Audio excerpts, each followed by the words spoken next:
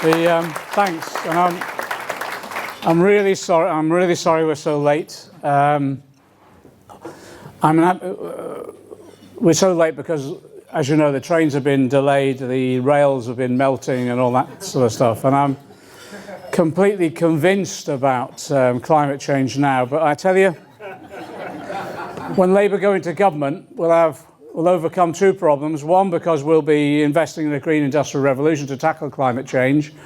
And actually, we'll have nationalised the railways so that we don't have delays like this.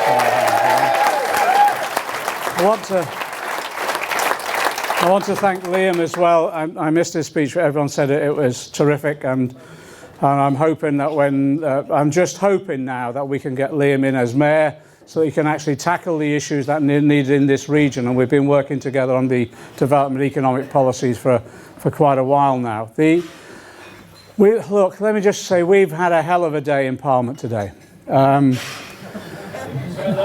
know.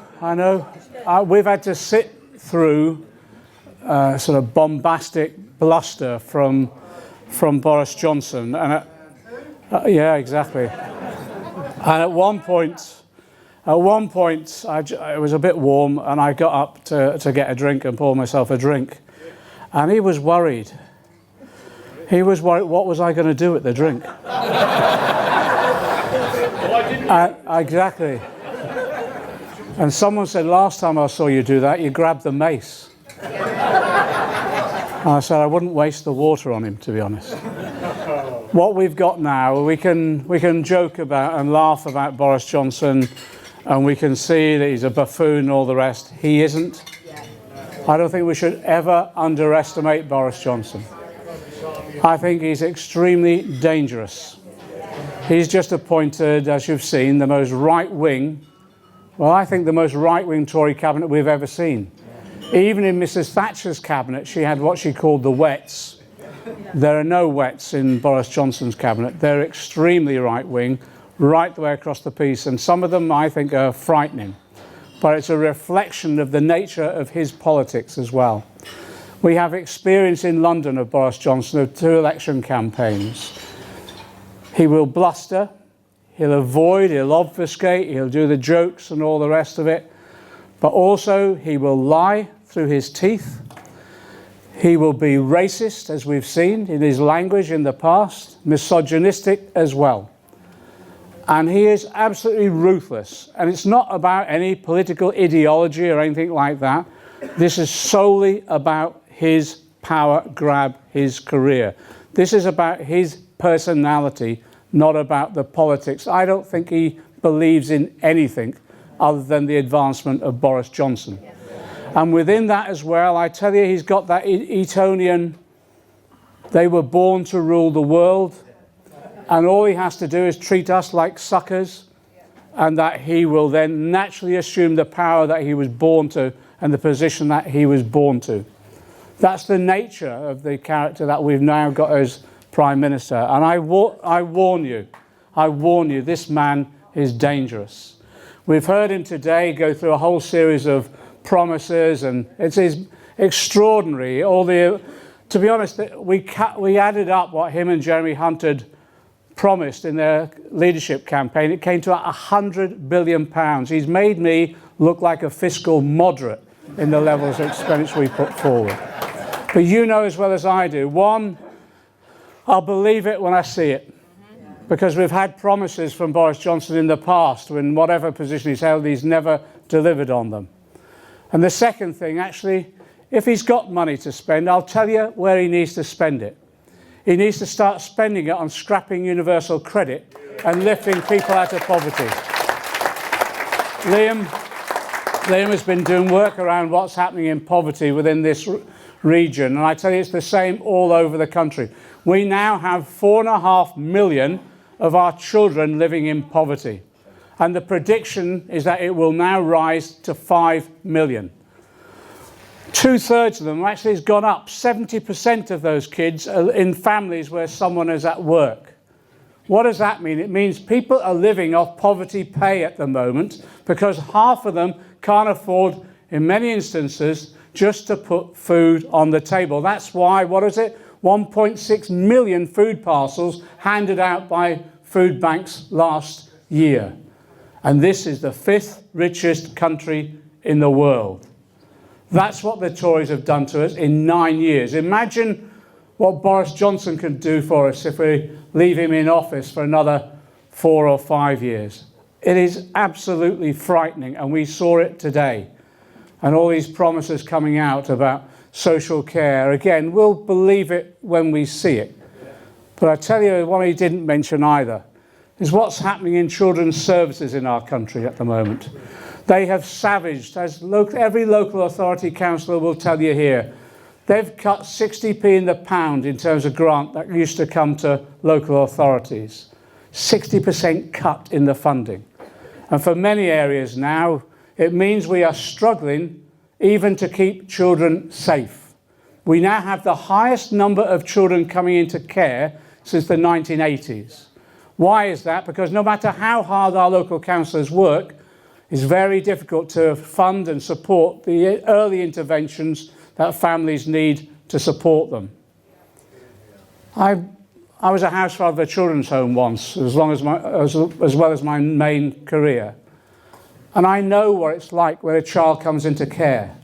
Often, and anyone who's been involved in social services will tell you, that experience often, no matter how well we manage it, scars them for life. And some of them never recover that insecurity that's inflicted upon them. That's what these Tories have done to hundreds and thousands of our kids over this last 9 years because of the cuts. And I tell you, he never mentioned disabled people, did he? No. He never mentioned disabled people because he supported every austerity measure of the last 9 years that this Tory government targeted on disabled people. They targeted specifically disabled people because they thought disabled people will never fight back. Well, they have done. I was there at the foundation of Disabled People Against the Cuts all those years ago, and I supported every occupation, every demonstration. Some of you may remember, they used to turn up in Parliament Square, and on crossing the zebra crossing would feel tired and therefore had to sit down every now and again and seize the whole of central London as a result of their demonstrations. And why were they demonstrating? It was because of the brutal implementation of the work capability assessment, whereby people were dragged before not even medical practitioners to assess whether they were ready for work or not. And thousands died between the assessment that told them they were ready for work before they even got work. And we had case after case after case. Liverpool University did a study, and they think there was over 500 disabled people inflicted through this process who took their own lives. And actually, I know some that did. And we even had one person in David Cameron's constituency who died of malnutrition. Again, in the 5th richest country in the world. So Boris Johnson never mentioned disabled people today. And he didn't mention either what has happened to women in our society. Yes, the WASPI campaign, of course. But you know there are 150 women a week turned away from our refuges at the moment because of the cutbacks that have taken place. And in addition to that, you know, 86% of the austerity cuts have fallen on the shoulders of women. I thought, why is that? Why is that? It's because in our society still, we're trying to change it, but still it's women who bear the brunt of social caring within our society. So if you savage and you cut social care, it's women who have had to fill that place. And that's what's happened. And it isn't just cuts in social care, it's the privatisation of social care as well. He never mentioned that today. But I tell you what he did mention, another round of tax cuts for the corporations and the super rich. What he's promised is the biggest level of tax cuts that we've seen in maybe 2 decades to the corporations themselves. Reversing, in many ways, he's trying to attack our policies because we've said we're going to reverse those corporation tax cuts. But he wants to go even further. And there's this argument, well, you cut the taxes to the corporations and they'll start investing. No, they don't. They've sat on £700 billion worth of earned income that they're not investing at the moment. Business investment is absolutely stagnant. Yeah, it's partly to do with Brexit, but we've had this problem for the last number of years as well. But he's willing to pass over even more tax cuts. I wonder why. I wonder what the incentive is. I'll tell you what the incentive is. Because they'll pass that money on to fund the Tory party in their next general election campaign, won't they? Because that's what they always do. And it's interesting, you know, he's appointed Javid as the Chancellor. Just look at the record of Javid. Yeah, he does this thing about he's the son of a bus conductor and all. I'm the son of a docker. My dad became a bus driver and all this. So we could all do that bit. It's not actually where you actually come from most of the time. It's where you're going and how you treat people. Especially if you're rich, you have a moral responsibility to take that much more care to understand when you're introducing policies that will implement some of the poorest within our society. And it's interesting, you look at his background. He was a banker. He worked for Deutsche Bank. He was responsible for the development of what they call the CDOs. These were the collateralized debt instruments that Warren Buffett called the weapons of mass destruction that brought about the financial crash. That was his job. But then also Deutsche Bank is notorious because it introduced a tax avoidance scheme that was then designated as tax evasion and was declared illegal. And do you know where that tax avoidance was all about? It was avoidance to ensure that they had their bonuses paid through the Cayman Islands so they didn't have to pay tax in this country.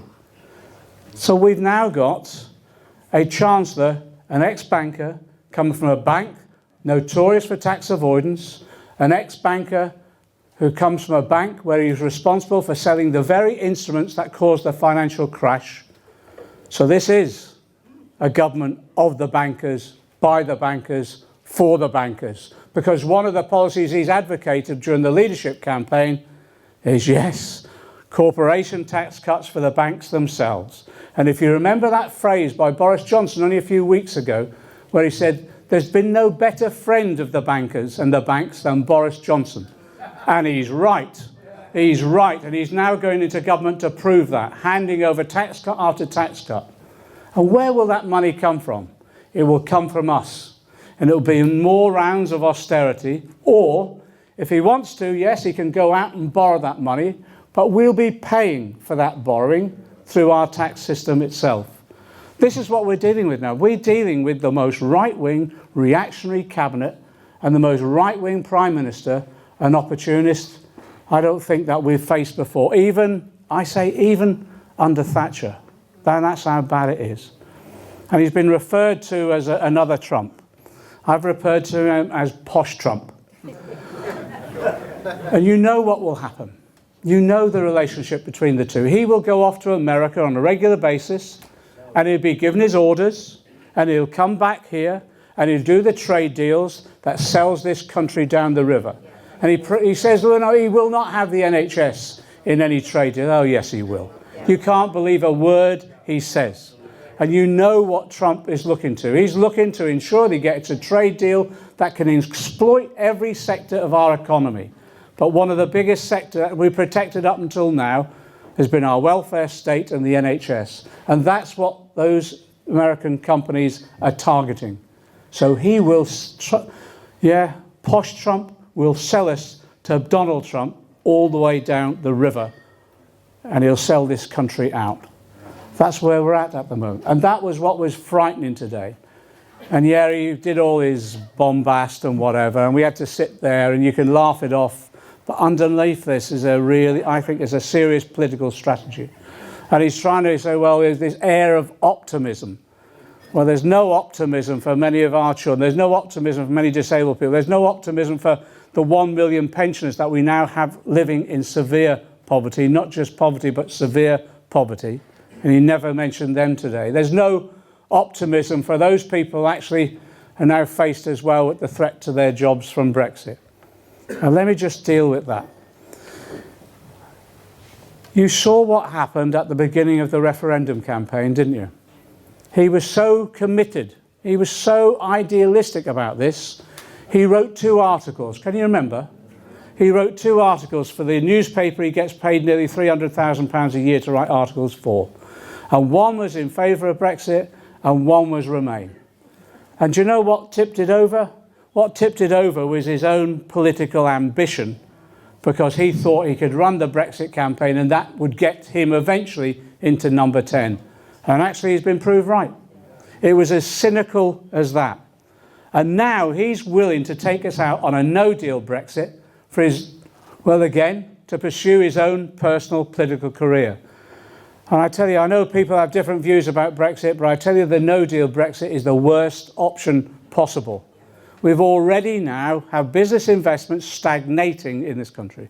I go round the City of London, that's part of my job, we all have a cross to bear, but I go around the City of London and I'm on what they call the tea offensive, because I don't ever sit down and eat with them, because I don't believe in a free lunch. And so I invite them in, we have a cup of tea, austerity's over, we're offering them biscuits at the moment as well. And we talk, and I just talk to them about Labour's plans for investment and our policies, etc. And to be frank, on a lot of the investment proposals, we're on the same page about how we need to invest in our infrastructure and skills, grow the economy, etc. And even on the Green New Deal now that we're putting forward, the Green Industrial Revolution, many of them are on the same page because they don't want their investments in stranded assets around fossil fuel companies that will eventually no longer be of any value. But also I talk to them about what are their plans for the future. Time after time again, what they're saying is if they've got a European board, they'll go to their European board and they'll bid for investment in the UK, but they'll get countered by Germany or France, the representatives from the other countries who will get that investment.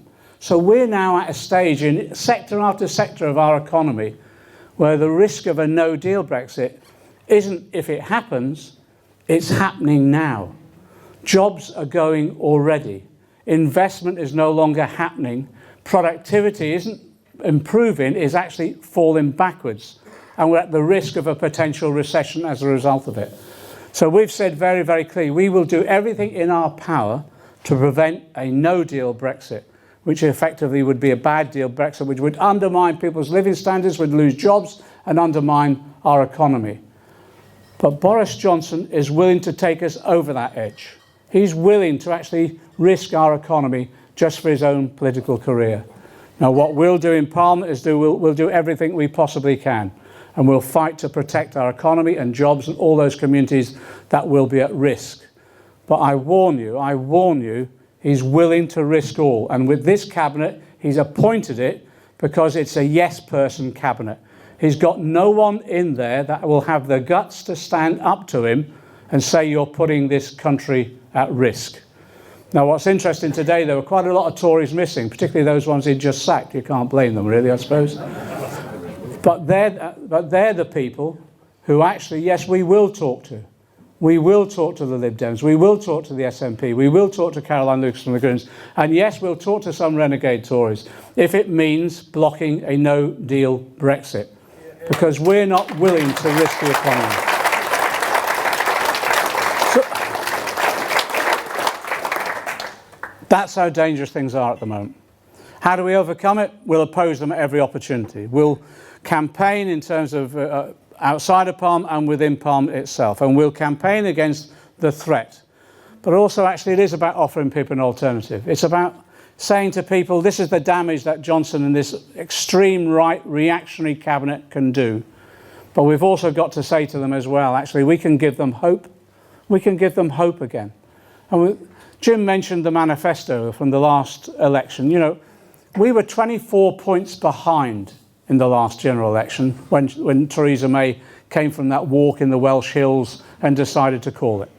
24 points behind. And I said then that when the election comes, we will draw level and we'll possibly win. And everyone thought, what is he on? What is he on? And I said then, well, 2 things will happen in that election. One is we'll produce our manifesto, and 2, legally, the broadcasters are legally bound to give us a semblance a semblance of balanced coverage. We've all had it. I was on, I do the round and all the rest. I've been on Newsnight a few nights and things like that.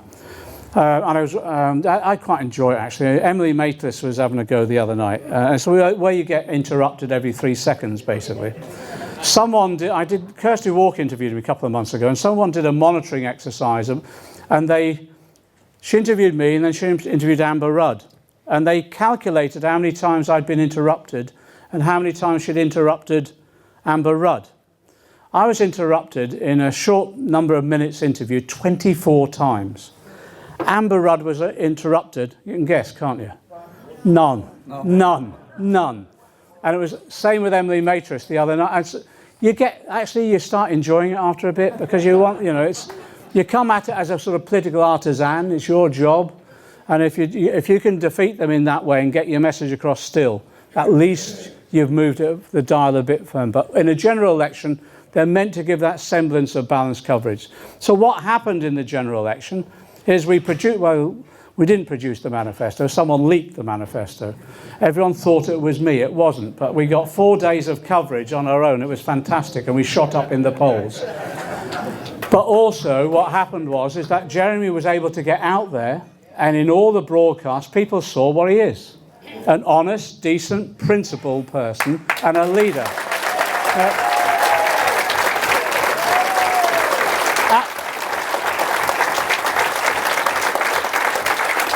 At the moment, they're throwing everything at us. The kitchen sink, the lot. Everything they can possibly smear us with, attack us with, they're doing it. And they do it to all our family. Every member of my family at some stage in the last couple of years has been doorstepped. Even I was married before, and my former wife and her husband, they're really good friends. They contacted me and said, look, the Daily Mail's turned up. They've offered us money, but they said they'll write the article. They said we threw them out. I said, you should have kept the money. You could have got a holiday. My current wife was born in Kenya, but she's going, and her mum and dad have moved back to Kenya, moved back to Goa from Kenya, back to the old family home. They've retired. They're in their late 80s. The Daily Mail sent 2 people out to Goa to knock on their door, and they're lovely people. In tradition in Goa, it's like Ireland. You invite people in, give them a cup of tea, and all the rest of it. So they did. And then gave me a ring and said, we've got these Daily Mail reporters in here with a camera, etc. I said, what do they want? They want to know if you own any property in Goa. I said, tell them no, give them a cup of tea, then kick them out. So I've got to the point now where I'm going to assemble all my family, every distant one in Liverpool, Ireland, Goa, you name it.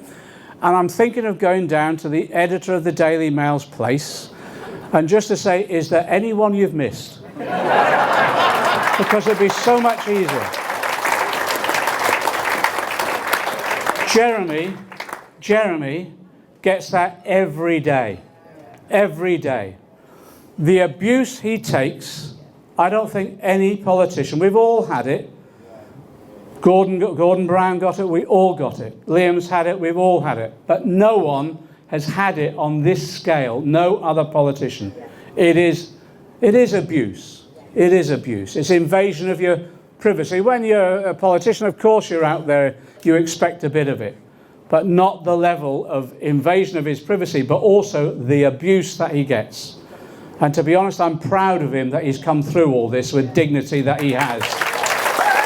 There, at the moment,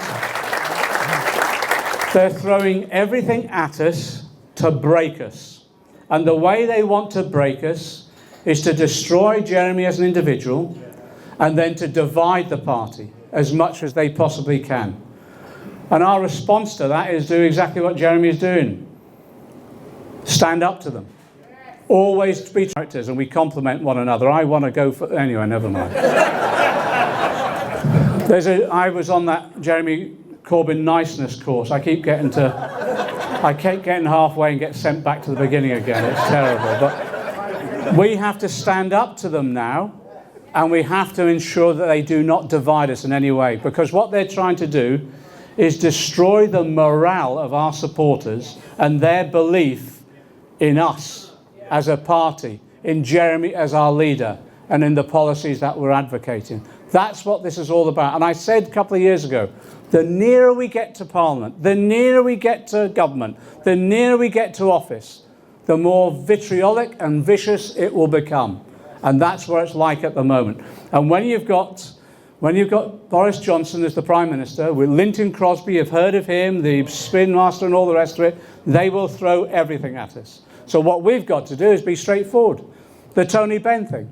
It's not about personalities, it's about policies. So we'll go out there and we'll advocate the policies. And Liam's been advocating them here tonight, I'm sure, and in the different campaigns that we've waged. We've said very, very clearly, it starts with this. It's an understanding about how the world operates. And the way the world operates at the moment in our society is it is grotesquely unequal. It is, this inequality is destroying people's lives.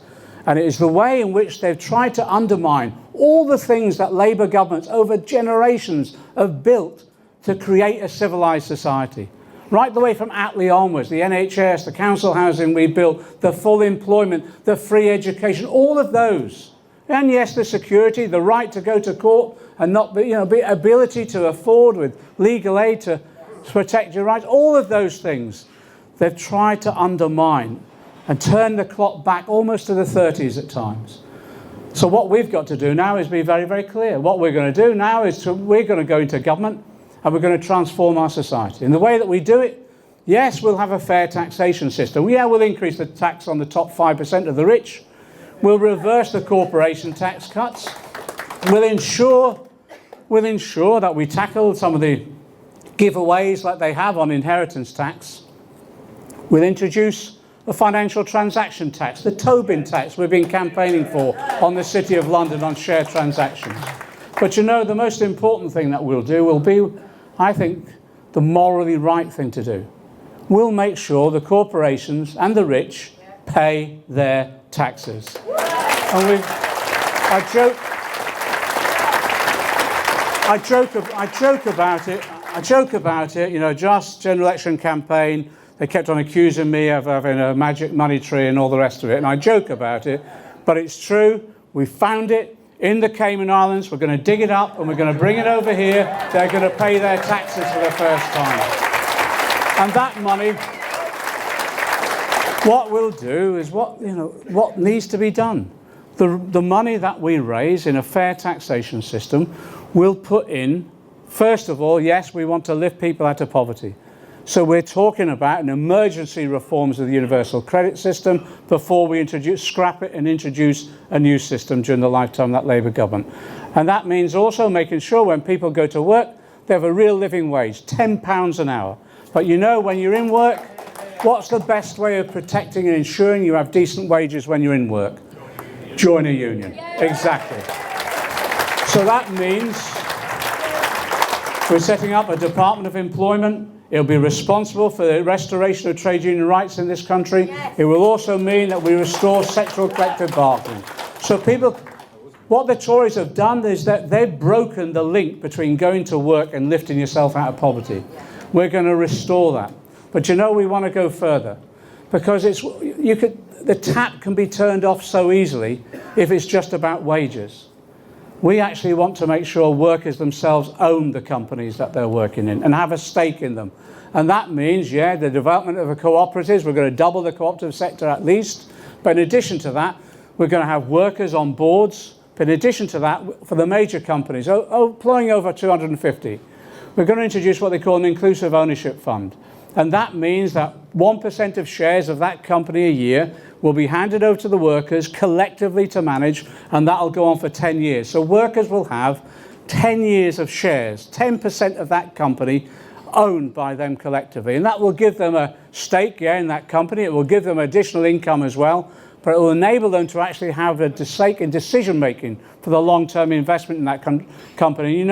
All the analysis is the greater ownership of a company by the workers themselves, the higher the levels of productivity. It's natural, isn't it? All of that we'll introduce when we go in. But I'll briefly say this as well. We've got to invest. We've got to invest in our economy. We've got to invest in our people.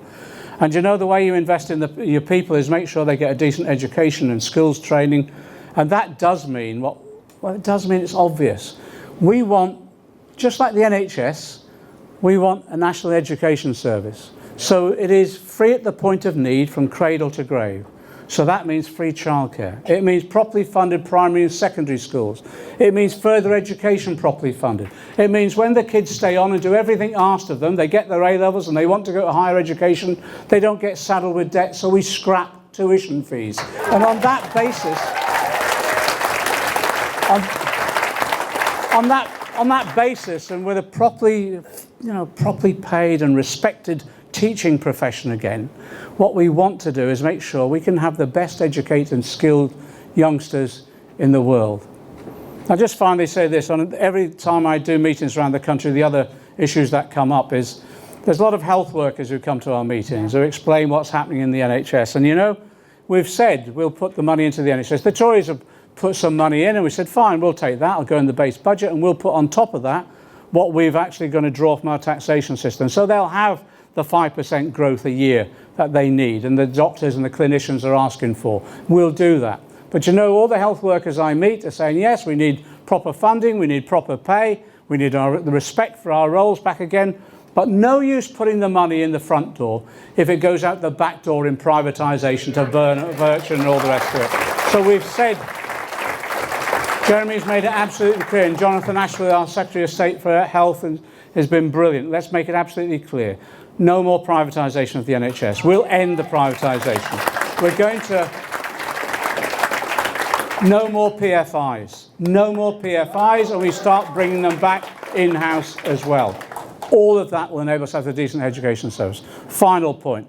I don't know what it's like in this area, but I tell you, in my constituency, our working class constituency, multicultural on the edge of London, we've got a housing crisis like we've never seen before. Mm-hmm. And you know, it is about stepping over people who are sleeping out in the streets in all weathers. It is about overcrowding on a scale we've not seen before. And you know, we have troubles with gangs in some of my areas, and that's because the kids come home from school, they're in accommodation, overcrowded. And if you're in a one-bedroom flat and you've got 2 or 3 siblings and your mum and dad and all the rest, and you can't cope with being there anymore, where do you go? You're on the street, and then you're prone to gangs and all the rest. And you know, it just goes on, it gets worse. Why? Because we haven't built the homes that are needed. And that's why we've said to John Healy, and he's done a brilliant job, we're going to build 1 million new homes. And I tell you, I'm going to be proud that 500,000 are going to be called council homes again. And we start putting back in.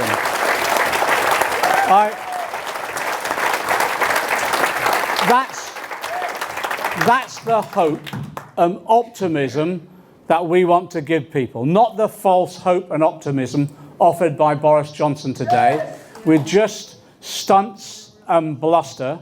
We're putting together the detail of our policy programme in which we can convince people, yes, we can transform their lives.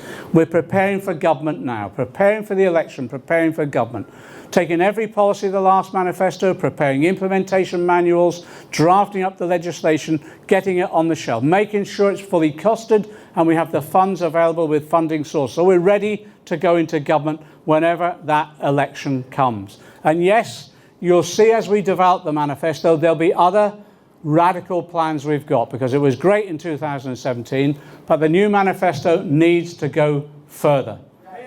We need to go further because of the problems that we're now experiencing after 9 years of austerity and the threat of Brexit as well. So that election could come at any time. We're preparing for October. It could be October or the spring. So I just say get ready now. Start recruiting people, building up the party for that election, talking to our supporters, do what you're continuously doing in this area, on the doorstep, campaigning, explaining our policies, and saying to Boris Johnson and the Tories, you are destroying our society. We're not going to stand by and let you do it. So bring that election on as soon as we can, because we need and desperately need a Labour government. Solidarity. On the issue of wealth, what we put in the last manifesto was that we would look at a land value tax. One, because we're trying to look for a stable financial base for local government, and that could be one element of it. And two, taxing property and land is easier because therefore it's a physical presence, and it's that much harder therefore to avoid the tax itself. So we're working up that, and there'll be a consultation paper out shortly on it. We're working with the New Economic Foundation and others, and also the land value taxation. We've said land value taxation on non-residential properties. And what that means, for just a simple description, is at the moment when the state invests in infrastructure, new rail, new road or whatever, what will happen, and end housing, what will happen is the land value will go up because private contractors and others will gain value and wealth as a result of that. So what we're saying is, and land value taxation simply says that actually some of that wealth should go back into the state itself and be used for other purposes, usually improvement in that local area itself. So again, it means that could give us a stable financial base for local government, we think. So we're going to explore that. We're also looking, and we're at the sort of early stages of looking at the taxation issues around trusts in particular. Over the years, and it's been generation after generation, wealthy people have been using trusts. So they put their money in a trust, and if they don't die within a certain number of years, etc., often it will be a way in which taxes are avoided as well. So we're looking at that overall. I have this ambition to ensure that the Duke of Westminster actually pays his taxes on the various trusts that have gone on. Those areas we think would give us the best opportunity, therefore, of looking at how we can redistribute wealth in this country. We've just published a report. We asked George Monbiot to bring together a working group on land in particular, and we've just published the report. And it has come out with sort of, again, proposals that we've already had around land value taxation. But it is looking at ownership of land overall. And so one of the proposals in it is looking at how we can develop community land trusts so that local communities then can take control and ownership of the land in their area. That assists them, therefore, because some of the planning regime is broken down in some areas, but it also ensures that that community gets the value out of any development within their particular area as well. So in that way, we think we're moving steadily, and I think very practically and pragmatically, into looking at how we can redistribute wealth within our society itself. There's a whole range of issues now that we've got to address, and Liam was in government on this as well. We've got to start looking at the whole issue around tax reliefs as well. There are literally thousands of tax reliefs, and what's happening in the Treasury over the years is that new reliefs have been invented, and often for genuine purposes to stimulate investment or research and development or whatever. But over the years, they're neither reviewed nor actually often abolished. So one of my team, Annalise Dodds, who's a former MEP, and she's a brilliant MP, she's leading now a review of tax reliefs in particular. And when we go into government, that will be, you need the full resources of government to enable it to be done successfully. It's very difficult doing it in opposition, but we're using tax advice, etc., to enable us to do at least prepare the ground. So when we go into government, we do a significant review of the tax reliefs, and then, yes, start shifting. It's not about taking some of them away, it's making sure they go into the right places and benefit communities overall. We've got a taxation group. Professor Prem Sikka is one of the advisors I've been working with for the last 20 odd years, and I was involved in the setting up of the tax justice campaign. One of the discussions that we're having at the moment is around the internet companies, and part of that is around tax avoidance. So we've been pressing the government to do the deal around country by country reporting, so they have to report the profits they've made in that particular country, and that gives us the basis upon which we can generally then tax them. Philip Hammond introduced a proposal on that, which wasn't going to get much money, and it's still trundling out, looking at 400 million or something like that. It's interesting, the French They just raid them. They just raid them. And they've introduced a taxation proposal almost without consultation. This is what we're going to do. This is what you're going to pay. If you don't pay it, we'll raid them. And they did it on Lijgerden Mobile. They just raided the offices. And on Panama Papers and all the rest of it, and other countries, they just raided the offices of those companies that were involved in it. We had to force the government here to even take any, well, actually to take any action whatsoever. So all of that through our taxation group now, I think we're preparing a comprehensive programme that looks at wealth, tax avoidance and tax evasion and the internet companies. And that will again give us a stable tax base for the future. We're also, just as an aside as well, I'm going on too long, but we've just published a report on regulation overall, and we've published a report on the big accountancy companies too.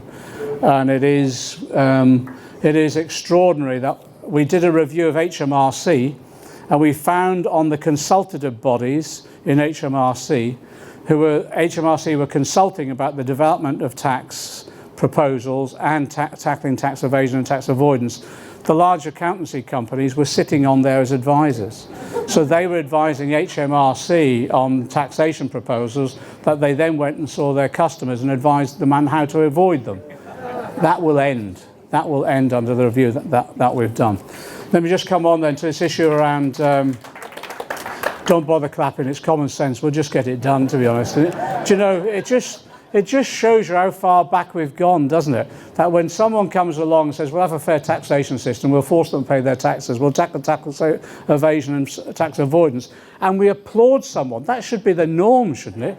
They should just pay the bloody taxes, that's what I'm asking for. On the issue around Brexit, let's be absolutely clear. When we went into the last referendum, we campaigned for Remain, we lost. We said we'd respect that referendum in the manifesto, and that's what we did. We had a conference decision that said oppose a no deal, and that's what we've done. And we won in Parliament on that vote, actually. Oppose a no deal. Then the second was try and get a deal that would protect jobs and the economy. I was 6 weeks in the negotiations with the Tories in their cabinet. No one should have to go through that. And sacrifices have to be made in this world, but sometimes, you know, I sat opposite Michael Gove. Yeah, exactly. Yeah, exactly. Yeah, oh, anyway. We went through a whole range of negotiations on all different aspects, and we could not secure a deal that was we felt confident protect jobs and the economy. But on top of that, there was no way that they could deliver a deal either. Largely because they were falling out in front of us. So we've tried to get a deal we can. So we're at the stage now where, according to our conference decision, if you can't get a deal done, then go for a general election. And that's what we're calling for. But they also said if you can't get a general election, keep the option of going back to the people on the agenda. And that's what we've said now. We've worked almost religiously through the mandate we were given by conference, and we've reached that stage now where we're saying Parliament is gridlocked, absolutely gridlocked on this issue. The proposals that are coming from the Tories under May, and I'm sure it'll be under Boris, will be unacceptable to us because we won't be convinced it'll protect jobs and the economy, or it'll be a no deal. So our view now is then let the people decide. Go back to the people in a referendum if we can't get a general election. Preferably, we'd like a general election. And in that way, we can determine, I think, our future. In that general election, to be honest, I still think the best option is Remain. But at the same time, what we'll try and do is make sure we have a thorough discussion within the party, because we have this democratic process by deciding the next manifesto. It's called the Clause 5 meeting, where we get everyone together to talk through what will be the best option. My view at the moment, I just say this because of my economic brief, is actually I do think Remain is the best option, because I've seen the nature of the damage that could be caused as a result of a bad deal or a no deal itself. This issue about working together across departments, we're doing a new initiative at the moment. We're looking at what they call a well-being budget. And I've met in New Zealand, when Labour has taken over, I met with Grant Robertson, who's the finance minister down there. And they've introduced a well-being budget. In other words, they're saying, you can measure the economy through GDP. That's fine. You can do that. But there was a great thing from Robert Kennedy about actually there's more to life than that. How do you measure the value of Charles' poetry? There was that, and I quoted at the Labour Party conference, and Liam has as well. And what we're saying is, yes, we'll measure our economy in pounds, shillings and pence. Of course we will. We'll measure it in productivity and growth, etc. But life's more than that. So we've got to measure it in terms of quality of life, people's well-being. And what we're doing as a shadow cabinet now is seeing what are the issues that we need to address. It is about poverty, inequality, it's about decent education, NHS, all that sort of thing. And therefore, then we're saying we're putting together shadow cabinet teams of departmentals where we're looking at how do we address those issues together. And we're using Lord Layard from the House of Lords as well, who developed all the wellbeing concepts very early on. And I think as we go into this conference, as we go into this next election, that will be one of the key themes. I don't like the expression well-being, so we're trying to look at another concept that we can work through as well. And again, it relates to a whole range of issues. I'll just give the example. The reason we want workers on boards is because when people go to work, we want them to have a decent quality of life at work as well as within the community. A decent quality of life is having some say over what you do, some control over your existence, whether at work or in the community itself. And actually that has knock-on consequences, both in terms of mental health, motivation, and then, as I say, even levels of productivity. So it's that sort of general thinking that we're doing. Final thing, the one thing as well that is forcing us all to work together is climate change. You know, the number one priority for the next Labour government, any government of any sense, is the very threat to our existence. Climate change is an existential threat. We've got to address it. So how are we doing that? We're getting all the departments together, looking at how they work together to create a green industrial revolution for our industrial strategy, how in terms of our housing strategy, the homes that we will build will be zero neutral, in fact zero positive for some of them. In addition to that, we'll be retrofitting older homes as well. So all of that is now, that one threat is forcing us to work together, and I think it's incredibly successful. Final point on that, Extinction Rebellion set off and all the rest of it, and I'm into a bit of direct action at the best of times, to be honest. And I joined them I got absolutely soaked through. I joined them last week on the march that they had, and we brought them in to brief my Treasury team, and it was just enlightening. It was just refreshing, and again, what brought it home to us was this imminent threat that there is. That means that we all have to work together and recognise we've all got responsibility on our shoulders now to tackle it.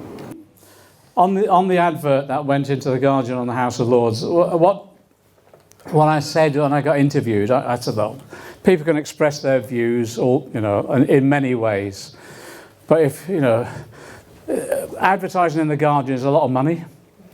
And I said then, because the advert made reference to anti-Semitism, etc., and I said actually it would have been better using that money to support a campaigning organisation that's campaigning against anti-Semitism than have to waste it on that, But I also said, look, any of those members of the House of Lords that have a problem or they want to give us advice, it's an open door.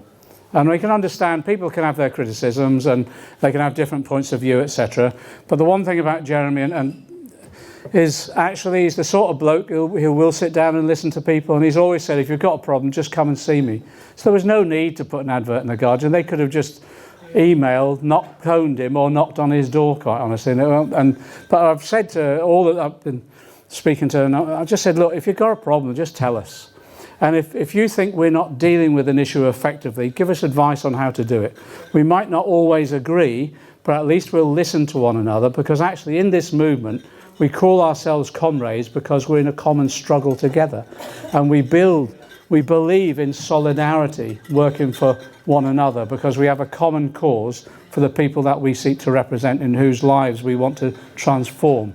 So again, I was disappointed, not particularly angry at that point in time. I must have been having a good day. I was disappointed, but I just said to anyone, look, just come and, if you've got a problem, come and see us and we can resolve it together.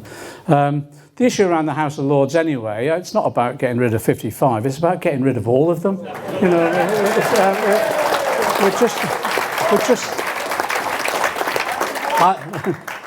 I'm convinced, I don't know what Liam's view is, I'm convinced we do need a second chamber, a sort of amending type chamber, etc.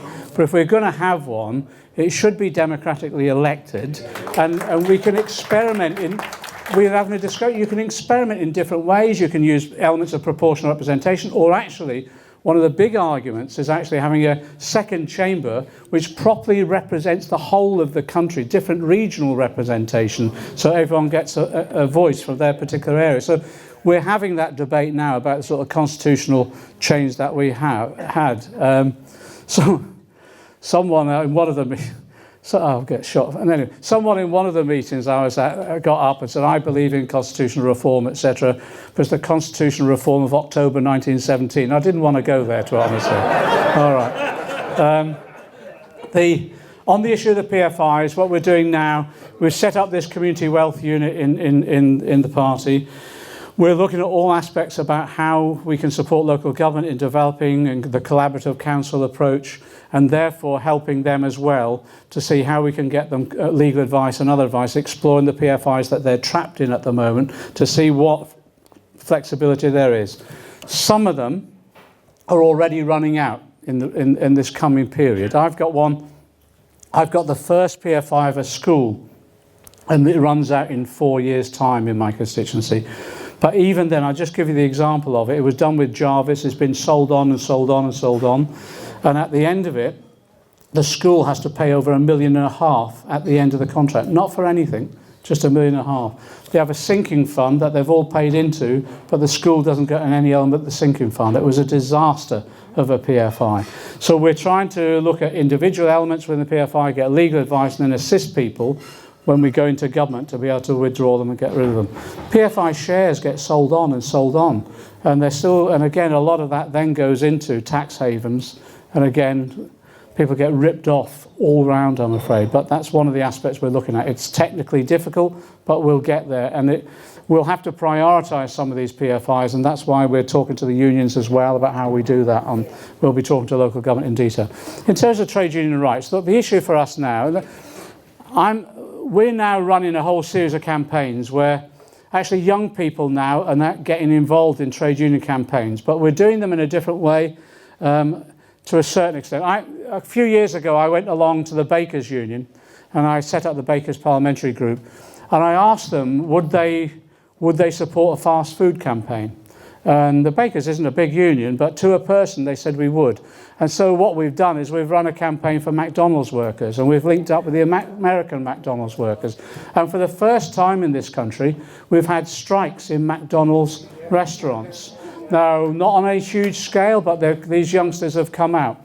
And each year now we have a day of action which goes right the way across the globe. So it starts in Australia, and as the sun goes over, industrial action is taking place wherever there's a McDonald's restaurant, and people are coming out, and we're fighting for basic income, a sort of a real living wage. We're also said, as we go into government as well, there'll be no differentiation in age when it comes to a real living wage. Young people will be paid the same as everybody else.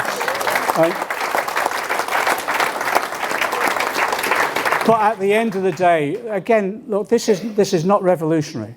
All we want is to establish in this country is that future governments abide by law. And that means abiding by International Labour Organization conventions. And we want to fulfil the promise of our late leader, John Smith, that actually most of us loved. He actually said from day one, people will have trade union rights under a Labour government. And we're going to fulfil that promise of John Smith when we go into government. And as you build the restore trade union rights, restore sectoral collective bargaining, 25 years ago, about 80% of us had our wages determined by sectoral collective bargaining. Now it's down to 20%. And you can see how wages have frozen or declined as a result of that. So we'll restore sectoral collective bargaining. We're working with the Institute of Employment Rights, John Hendy QC, Professor Keith Ewing. They're setting up the department for us and making sure that, again, we have enforceable legislation that's brought in. And the other thing as well, on the weekend, I was at the launch of the film Solidarity. I set up with the workers, the blacklisted workers support group a number of years ago, and I was raising in Parliament legislation amendments, regulations, etc., to outlaw blacklisting.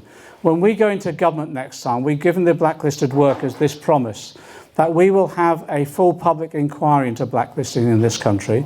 We will make sure there's adequate legislation to protect it. And on top of that, we'll fulfil the promise that we gave as well, that we'll have an inquiry into Orgreave and we'll ensure that Shrewsbury pickets are properly addressed as well. Now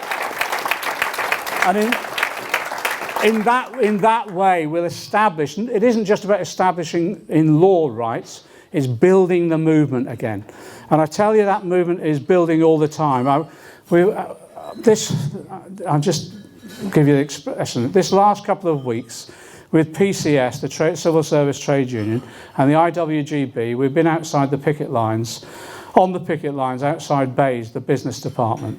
This is the department responsible for employment and responsible for ensuring that people have decent jobs and decent pay and rights at work, etc. The reason those workers are on strike is they're the security and cleaners.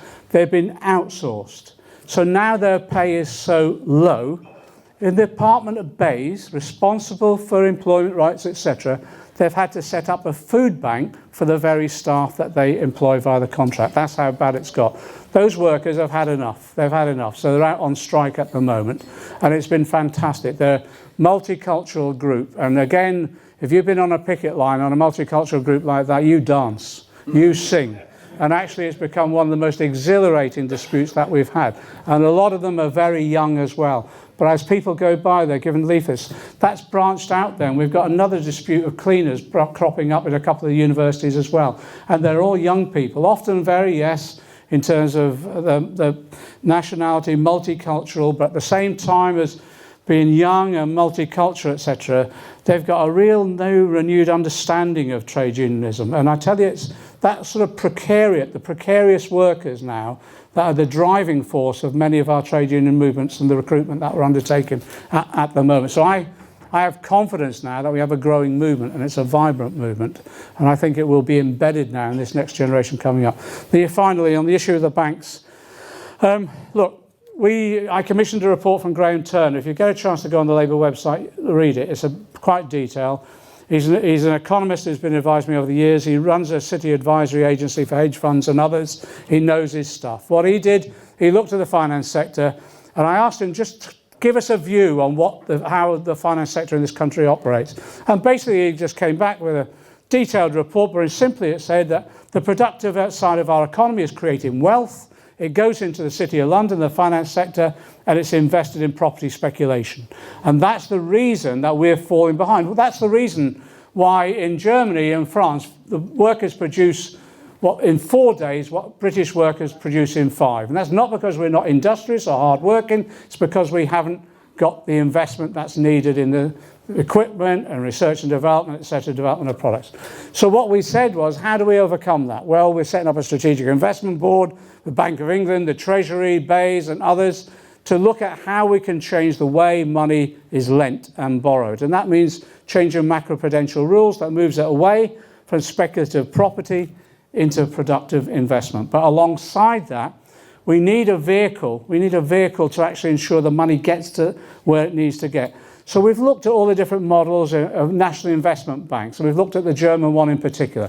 What the German National Investment Bank has done is fund what they call the Mittelstand, which is small and medium enterprises. They're the driving engines of the economy now in Germany. So we're going to establish a national investment bank, £250 billion developed over 10 years to invest. It will have regional development banks alongside it that will come under your own control. The mandate will be determined by the local community about where they want to lend, where they want to invest.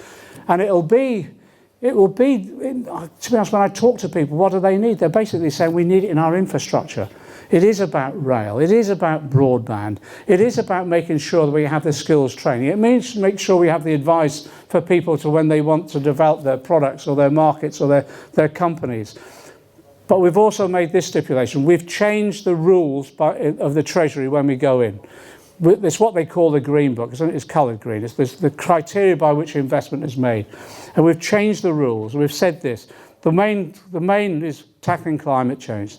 The second is tackling regional inequality. So in other words, no longer will the bulk of investment always go down to London and the southeast. It will go north of Knotford Junction for the first time in maybe a generation. And then thirdly, it will be about the fourth industrial revolution. It will be about developing artificial intelligence, new technology, and all of those jobs and skills that we need to tackle the climate change that we have, the retrofitting of the homes, the solar panels, the alternative energy sources. Tomorrow, Jeremy is going to Liverpool, and I'm a Chancellor. I lost the accent when we moved south as a kid. But Jeremy's going to Liverpool. He's meeting up with the mayor there, Stevie Rotherham, and he's announcing that we're going to put a barrage across the Mersey, and it will provide alternative energy for Liverpool, both in terms of tackling poverty and cheaper electricity, but also to local businesses as well. We want those sort of barrages around the country. We want onshore wind, we want solar panels. In that way, we can get net zero carbon, I believe, well before 2050, and the 400,000 jobs that will come with that Green New Deal. But it all requires us to have the structures of the banks that we need. Finally, we worked with CW, and we've just published a report. We had a session in the House of Commons this week about it. CW is saying, look, whatever you do on the National Investment Bank, that's great. Whatever you do in terms of using the finance sector to productive investment, that's great. But what you need is something on the ground. And what they've said is that, look, we've got 3,600 local post offices. We want to develop a post bank so that on every high street where it's needed, there's a post bank. It will lend to small and medium enterprises. It will enable people to cash. It will have individual customers as well. The Bank of Ireland has a relationship with the post office at the moment, not working very successfully. We want to take that over. And I think it will transform high streets again, because where the bank has gone from the high street, it's the first stepping stone really on that high street then becoming unattractive and often then failing. So that's the sort of new banking ecosystem that we're setting up. And of course the Tories are going to oppose that tooth and nail. I wanted to use RBS as part of the investment arm for all of this. So the Tories are rapidly trying to sell it off at a loss, at billions of pounds at a loss, just so we can't get our hands on it to use it in that way. So again, what we're saying is no matter what they throw at us, we'll set up this banking ecosystem. It will ensure that we have the resources available to invest to grow our economy, but it will be on the basis of a green economy, and it will be based on a fair economy where that investment goes all around the country, not just in London and the South East, as it has done at least for the last 9 years. I think I've got to go and get this train. Much as I'd like to stay overnight, I've got a meeting early in the morning. But I just say this, can I say thanks for inviting me up. I'm really sorry you had to wait around so long, and I'm really sorry if you've waited around so long and you're going to go home and say, what the hell did I wait all that time for? But I just want to say this, I genuinely think we may well be in a general election in October, if not into the spring. I just say this, I think this could be one of the most important elections our party's ever fought. The Tories think they can wipe us out. They think they can destroy us, and that's what they'll seek to do. And that's why they're marshalling funds from the city and the banks and the rich on the scale that we've not seen before. And it's already, last night, they put out 450 ads on Facebook, different ads. So that was a testing ground. What it was is searching for data, basically. But that was a testing ground about just how much they're willing to spend when they go into the real election campaign. Now, we'll never be able to marshal those scale of resources, but what we've got that they'll never have is we've got you. We've got nearly 500,000 members that are dedicated, that want to transform society, that realise they have a responsibility on their shoulders to do it, and are willing to fight this election in a way which I think it won't just be about winning votes, it's about winning hearts and minds. And that's what we need to do in this coming period. So thanks for sticking around, and thanks for coming tonight. And I just say this, we're on the edge of an absolute huge breakthrough in our society. And I say to people, 5 or 6 years ago, whatever it was, before I've been in Parliament a number of years. I was getting on a bit. I'd had a heart attack, and only a minor thing. But I thought, now I'm going to quietly drift into retirement. And and I'll sit at the back of the hall and say this all went wrong because no one ever listened to me. And then Jeremy Corbyn came along, and I thought, my God, we could get a socialist in number 10.